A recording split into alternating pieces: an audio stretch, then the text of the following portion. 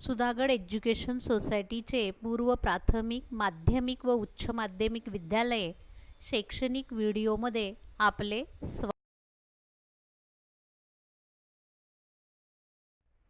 आज आपल्याला इयत्ता 9वीची मराठी विषयातील 16वी कविता वनवासी ही आज आपल्याला अभ्यासायची आहे आणि याचे कवी आहेत तुकाराम ढांडे. 16वी कविता वनवासी. कवी तुकाराम ढांडे, 1961. प्रसिद्ध कवी. विविध साप्ताहिके, मासिके, दिवाळी अंकातून कथा व ललित लेखन. निसर्ग व माणूस हा त्यांच्या लेखनाचा आवडता विषय. वळीव हा कविता संग्रह प्रसिद्ध आहे. वनवासी त्यांचे डोंगरदऱ्यातील जीवन, निसर्गाविषयीचे प्रेम व त्यामधील अतूट नाट्ये यांचे वर्णन प्रस्तुत कवितेतून कवीने केले आहे. वळीव हा कविता संग्रहातून प्रस्तुत कविता घेतलेली आहे.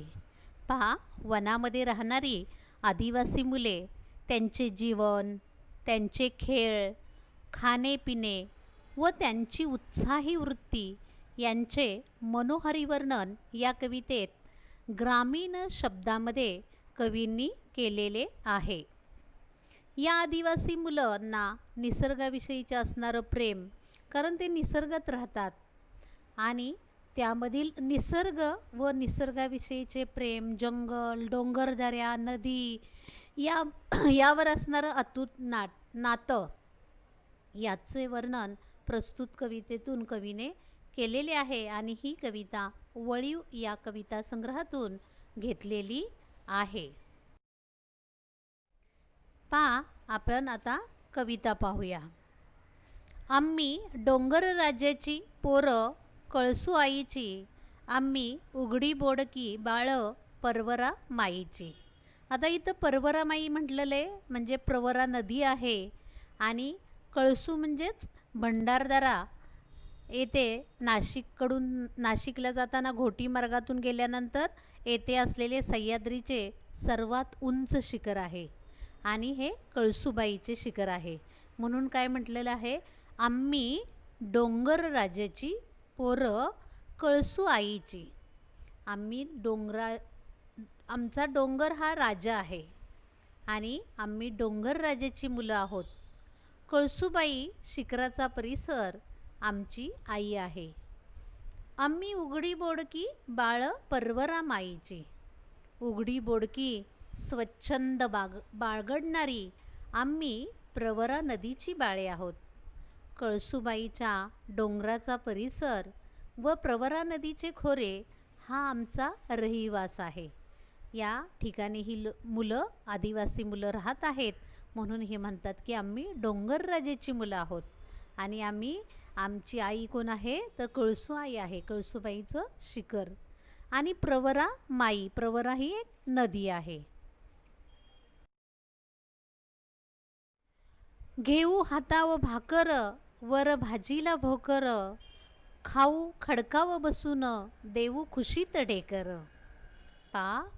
इथे तुकाराम ढांडे म्हणतात की ही आदिवासी जी मुलं आहेत ती हातात भाकरी घेतात, त्यावर भोकरीच्या पाल्याची भाजी ठेवतात आणि खडकावर बसून भाजी भाकरी खाऊन आनंदाने ढेकर देतात. आता भोकर काय आहे तर एक रान वनस्पती आहे. याच्या झाडपाल्याची आणि फळाची भाजी करतात. भोकराचं फळ हे थोडं चिकट असतं आणि त्याची भाजी करतात. ढेकर म्हणजे पोट भरल्यानंतर पोटातून येणारा आवाज आहे ढेकर.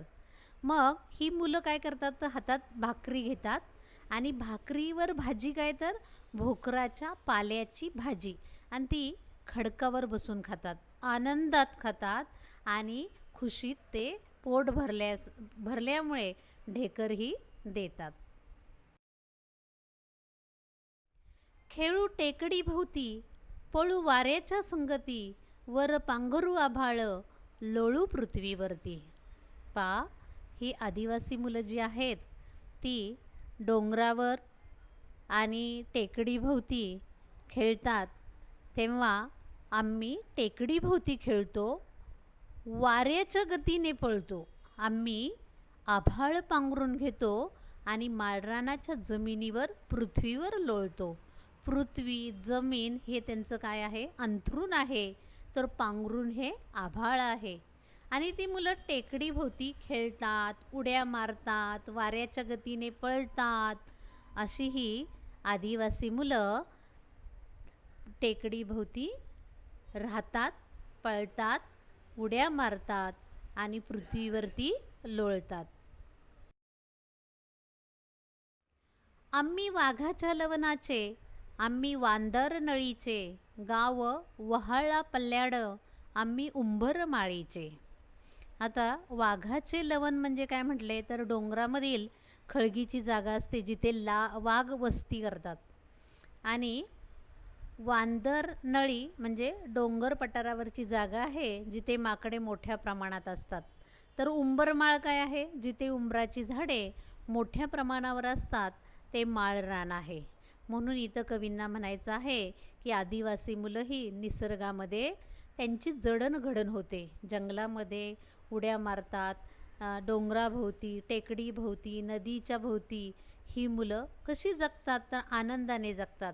आणि वाघ जिथे वस्तीवर असतात त्या लवणावर ही मुलं असतात.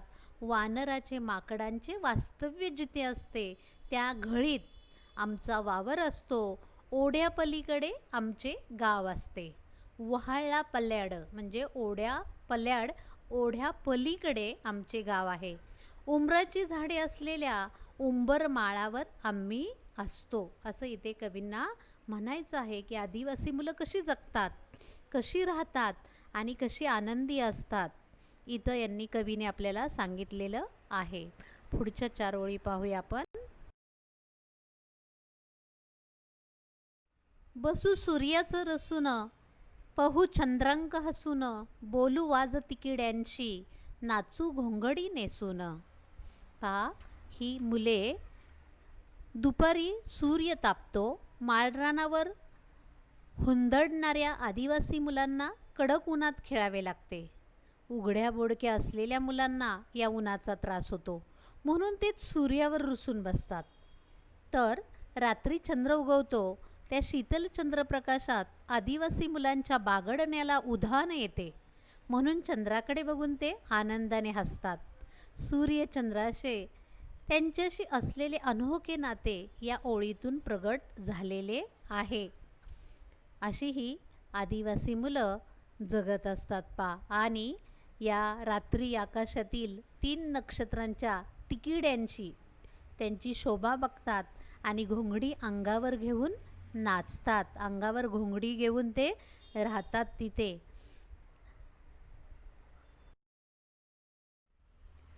डोई आभाळ पेलीत, चालू सिंहाच्या चालीत, हिंडू झाडाकाड्यांवरी, बोलू पक्ष्यांच्या बोलीत. पा, आदिवासी मुले उघड्या बोडक्या अंगाने उंबराच्या माळावर भटकतात, बागडतात. झाडाकड्यांवर त्यांचा वावर असतो. त्यांचे जीवन खडतर असते, परंतु त्यांना या कष्टमय जीवनाची फिकीर नसते. ऊन, वारा, पाऊस झेलत ते मजेत राहतात.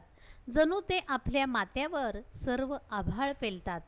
सिंह जंगलाचा राजा असतो, त्याचा दरारा सगळ्या रानावर असतो. म्हणून आदिवासी मुले सिंहाच्या दमदार चालीने चालत सारी संकटे झेलतात. आदिवासी मुलांच्या चिवट वृत्तीचे व धाडसाचे वर्णन इथे कवीने केलेले आहे. अशी ही मुलं पा, आभाळ डोक्यावर पेलत सिंहासारखे डौलदार ऐटीत चालतात, झाडांवर चढतात, कड्यांवर चढून हिंडतात आणि पक्ष्यांच्या भाषेमध्ये बोलतात. कारण पहिल्यापासून ही आदिवासी मुलं निसर्गाच्या सानिध्यात राहिल्यामुळे निसर्गाची, पक्ष्यांची, प्राण्याची भाषा त्यांना चांगल्या प्रकारे अवगत असते. आम्ही सशाच्या वेगानं जाऊ डोंगर यंगून, हात लावून गंगना, येऊ चांदण्यांना घेऊन. आता यंगून म्हणजे काय तर चढून. सस्याच्या वेगानं म्हणजे ससा ज्याप्रमाणे चालतो त्या गतीने आम्ही डोंगर चढून जाऊ. हात लावू गंगना येऊ चांदण्या घेऊन. तर आम्ही सशाच्या गतीने हळूहळू डोंगर चढून जातो. आकाशाला हात लावून चांदण्यात जणू काही घेऊन येतो. निसर्गात राहताना आम्हाला अनोखा आनंद होतो. अशा प्रकारे ही आदिवासी मुलं आनंदात डोंगरावर, झाडावर, नदीच्या पाण्यातून, नदीच्या कडेतून उड्या मारत अशी जगत असतात. आणि याचं वर्णन आपल्याला तुकाराम धांडे यांनी वनवासी कवितेतून चांगल्या प्रकारे करून दिलेलं आहे. आदिवासी समाज हा दाट जंगलात व कडेकपारीत राहतो. झाडांच्या वाळलेल्या फांद्या काटक्या घेऊन त्यांची खोपटी झोपडी तयार करतात आणि तिथे ते राहतात. रानातली फळे कंदमुळे खाऊन ते आपली उपजीविका करतात. ओढ्यानाल्याचे पाणी पितात. निसर्गात ते उघड्यावर जगतात. ते धर्तीवर जणू आभाळ पांघरून जगतात. जंगलातील पशुपक्षी त्यांचा मित्रपरिवार असतो. दुखण्या खुपण्याला ते झाडपाल्यांचेच औषध वापरतात. आदिवासी समाजाचे सारे जीवन जंगलावर अवलंबून असते. म्हणून आदिवासी समाज व जंगल यांचे अतूट नाते असते हे आपल्याला इथं कवींनी सांगितलेले आहे. डोंगरदऱ्यात आनंदाने मुक्तपणे निसर्गातील जीवन कंटणाऱ्या वनवासी मुलांच्या भावनांचे चित्रण या कवितेत कवीने केलेले आहे. ग्रामीण बोलीभाषेतील जिवंत चैतन्य या कवितेच्या शब्दकळेत भारलेले दिसते आपल्याला. अशी ही सुंदर कविता आपल्याला इथं अभ्यासाला. धन्यवाद.